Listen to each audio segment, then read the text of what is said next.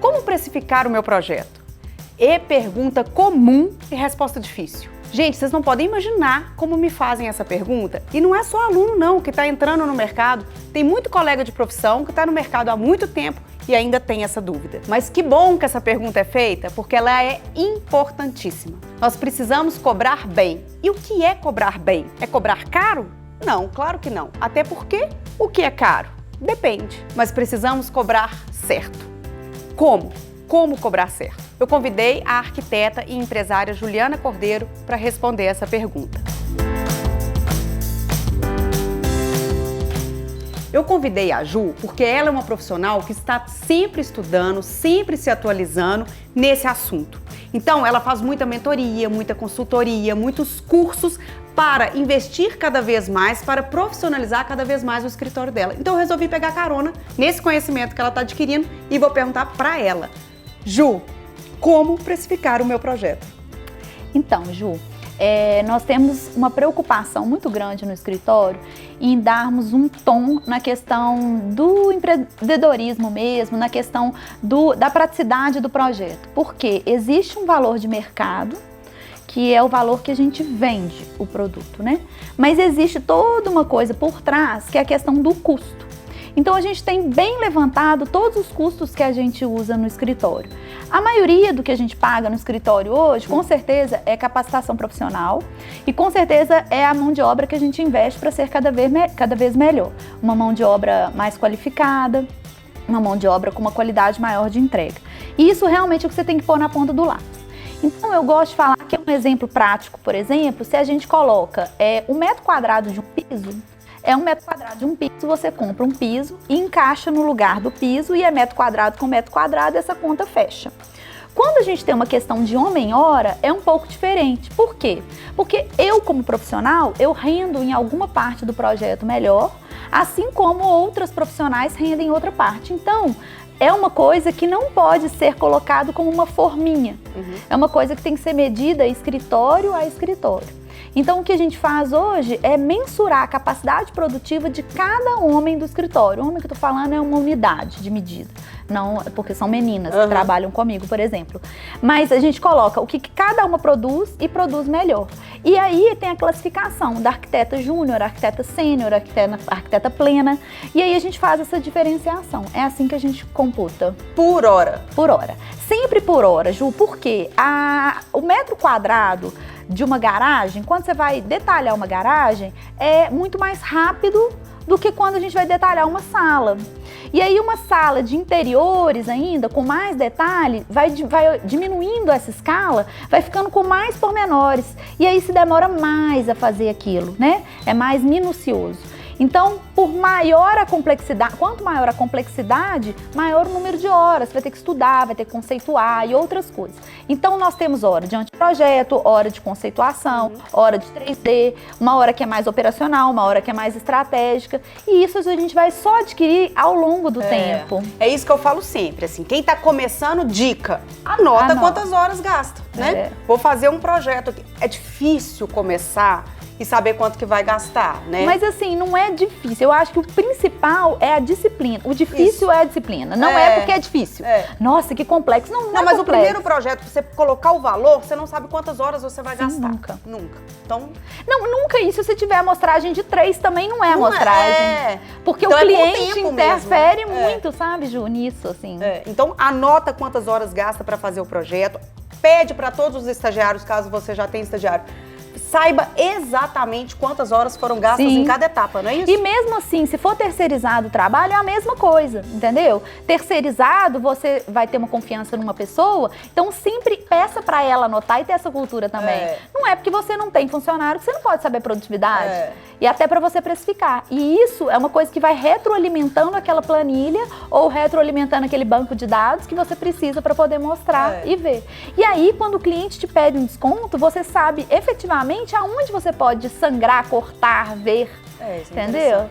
Porque o que acontece? Às vezes você acha que é um valor alto, que você tem alto lucro. E às vezes é um valor baixo, você tem baixo lucro. Não tem nada a ver uma coisa com a outra. Às vezes um projeto que você cobre menos, né? Um valor menor, é muito melhor do que um valor muito maior e você tomou muito prejuízo de horas, que é o maior insumo que a gente tem dentro do escritório, né? Ju, e tem outra pergunta que muito cliente faz e deixa muito arquiteto na saia justa. O cliente gosta de perguntar, quanto que eu vou gastar? Ixi. E aí, o que a gente tem que responder? Tá. Eu acho que a gente tem que responder com clareza e coerência do que a gente sabe fazer. Eu acho que isso é o principal, sabe, Ju? Então, por exemplo, por mais prática que eu tenha, por mais que eu tenha esse número até na minha cabeça, eu espero conhecer um pouco o cliente, porque é uma coisa que interfere. Um primeiro encontro, você conhece muito pouco do cliente para poder falar. Mas a pergunta contrária, ela é sempre melhor resposta. Tipo, quanto você tem para investir? Porque nesse montante de quanto tem para investir, você já dá uma, assim, já dá uma noção se ele tem mesmo condição de continuar naquele projeto ou não. Mas como tudo que eu acho que a gente faz na vida mesmo, a gente tem que ter uma noção dos ingredientes, né? Assim, para fazer uma receita. Então, no mínimo, a gente tem que saber mais ou menos quanto vão custar aqueles insumos. Então, se ele sabe te responder qual é a base do que ele quer, tipo de revestimento, ou de mobiliário, ou de tempo, né? A gente não pode dissociar o tempo do dinheiro, porque essas duas coisas andam muito juntas. Então, a gente tem que responder para o cliente da seguinte forma: e você, quanto tem para investir? E ele vai te responder. E aí, pela sua experiência, você vai ter uma noção e vai falar com ele: olha, quanto mais dados eu tiver, melhor vai ser a minha resposta. Quando eu não tenho dado nenhum, qualquer resposta vale, né? Então, toda vez que eu responder para ele qualquer resposta vale, ele vai falar: ué, como assim? Sim, você não me deu nenhum dado. Se eu tiver o projeto pronto, eu vou conseguir orçar. Mas se eu não tiver o projeto... mas eu tenho que gastar com o projeto? Sim, o projeto é de 3 a 10% do valor do investimento. Eu acho que é um valor bem razoável para você correr o risco, do que chegar no meio de uma obra e parar. Então, eu acho que a resposta é sempre com essa pergunta. E você? Quanto você tem para investir? E, em segundo lugar, a gente saber falar com ele que quanto mais dados, mais o dado de volta. A resposta eu vou ter para ele. Então vamos lá, dica de ouro para quem está começando. Primeiros projetos. Ju, acho que a dica de ouro a gente já falou, começar a anotar quantas horas vai gastar nos projetos, não é exatamente. Isso? Tanto a pessoa quanto a equipe e tal. Mas, para anotar, ela vai precisar fazer os primeiros projetos. Sim. E nesses primeiros, ela não tem a menor ideia de quantas horas vai gastar. Alguma dica? Sim. Os profissionais que estão começando, ainda é um pouquinho mais demorado, mas quem já tem experiência, está começando nesse método, eu acho que é simples se ele fizer uma lista do que ele vai precisar nesse projeto. O que é a sua entrega? Começa de trás para frente. Qual é a sua entrega? Minha entrega vai ser 3 imagens, uma planta disso, um corte daquilo, e aí ela vai enumerar e vai colocar na cabeça dela quanto tempo ela demora para fazer cada uma delas.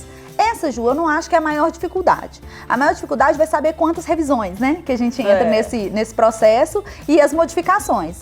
Mas aí considere uma questão assim, por exemplo, de 1/3 das horas de que você gastou em cada uma para revisão. Porque aí a gente coloca um cliente num nível médio de exigência, digamos, entendeu? E pode ser bem legal. E além disso, a gente considerar a questão dos sinalizadores que a gente tem de mercado, né? Tanto para construção quanto para projeto. Então, são tabelas da Asbeia, por exemplo, que é trabalho de arquitetura, né? Nos escritórios de arquitetura. A gente tem o CAL, que informa algumas coisas. Às vezes ele está junto com a Asbeia, às vezes não, mas nesse caso aqui da nossa cidade, sim. E aí a gente pode trabalhar também a questão dos sinalizadores de construção, de quanto vale o metro quadrado, dependendo do nível de revestimento, o nível de acabamento que a gente vai usar. Que dá uma ideia. Sim. Dá uma ideia. Sim. É claro que depois ela vai adaptar para o escritório dela, né? E também tem a tabela de honorários da BD, né? Para quem mexe com interiores, né? Tem a tabela da Caixa também, eu só tô falando uma do Sinduscom, mas existem a da Caixa. Então pode dar um panorama geral aí para quem tá começando. Sim, com certeza. Então acho que e assim, se a gente se autoconhecer e autogerir o escritório, melhor o nosso resultado, né? Com certeza. Ótimo. Então, obrigada demais, Ju. Gente, eu espero ter ajudado. Vocês podem trazer dúvidas, coloca aqui, nossos contatos vão estar aqui. Pode perguntar, que a gente adora ajudar e eu vou correr atrás de qualquer informação para vocês. Ju, obrigada pela entrevista, né, e por falar um pouco desse assunto que a gente gosta tanto. Além disso, queria agradecer porque seu canal, assim, enaltece essa parte da arquitetura e design que é tão importante e da gente trabalhar melhor. E, assim, eu estou à disposição, porque às vezes a pessoa tem alguma dúvida, né, e aí pode entrar em contato comigo, não tem problema nenhum, ajudo várias pessoas a precificarem e aí vocês podem me ligar e eu estou à vontade aqui à disposição. Então, obrigada e vem para desenhar.